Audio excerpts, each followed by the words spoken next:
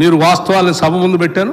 సభాపతి గారు మీరు నిర్ణయం చేయండి, దీనిపైన ఏం చేయాలనేది నిర్ణయం మీకు వదిలేస్తూ ఉన్నాను. థ్యాంక్ యూ, ధన్యవాదాలు. గౌరవ హరీష్ రావు గారు.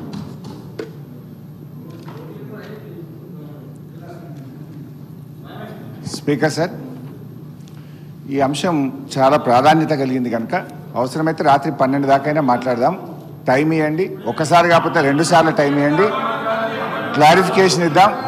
మొన్న కూడా సభ 15 రోజులు జరపాలంటే గౌరవనీయులు ఎల్ఏ మినిస్టర్ గారు రెడీ ఫర్ 15 days అన్నారు. We are ready. Let's discuss in thorough, ప్రజలకు అర్థమయ్యేటట్టు, సభ్యులకు అర్థమయ్యేటట్టు, సభ రికార్డులు సరిచేసే విధంగా మంచిగా వివరంగా మాట్లాడుకుందాం. ఏం తొందర లేదు అధ్యక్ష.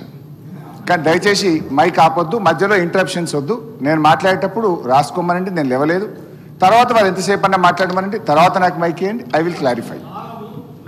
రాష్ట్ర డిప్యూటీ సీఎం మాట్లాడేటప్పుడే మీరు ఇంటర్వ్యూని ఎత్తిరి, రన్నింగ్ కామెంటరీ చేస్తుంది. స్పీకర్ సార్, మీరు చేస్తుంది, కేటీఆర్ గారు చేసేది.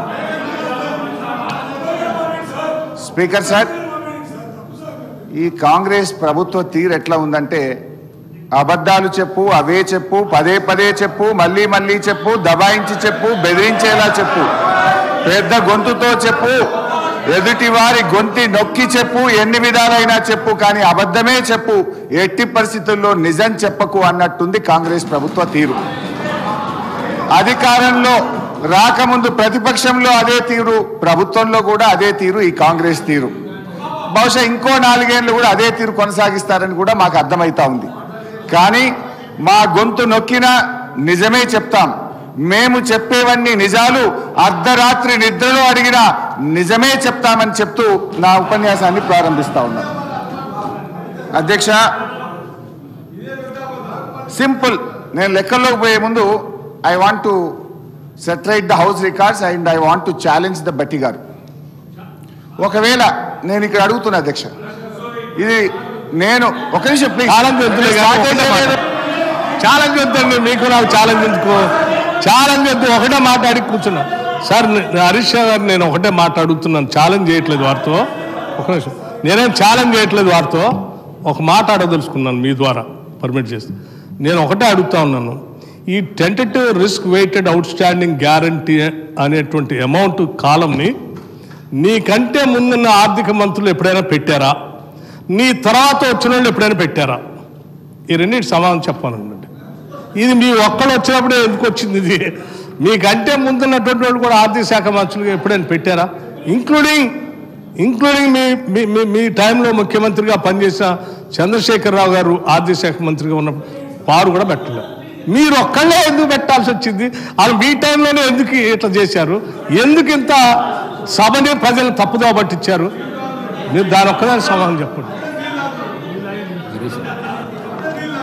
అన్నీ చెప్తా అధ్యక్ష. ఎందుకు నది పడతారు అధ్యక్ష? మొత్తం కుల్లా చెప్తా, ఏం నది పడుకుంటా.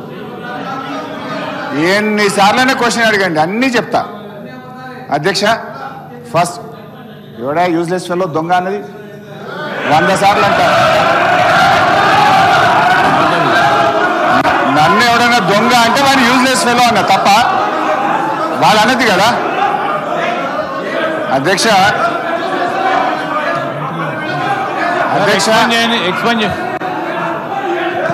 సార్, మినిస్టర్ గారు, గౌరవనీయులు హరీష్ రావు గారు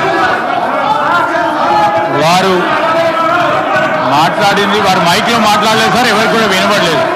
వారు మాట్లాడింది మైక్లో వినపడదు. దాన్ని వారు తిరిగి వాపస్ అన్న తీసుకురావాలి, ఎక్స్ప్లెయిన్ చేయండి సార్.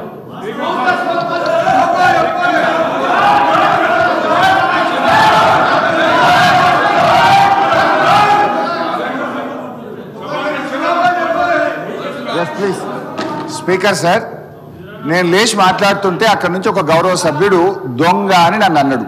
అన్నప్పుడు నేనేమనాలి? అది తప్పైనప్పుడు నేను అన్నది తప్పు. ముందు మరి ఆ దొంగ అని రన్నింగ్ కామెంటరీ చేయడానికి శ్రీధర్ బాబు గారు సమర్థిస్తారా?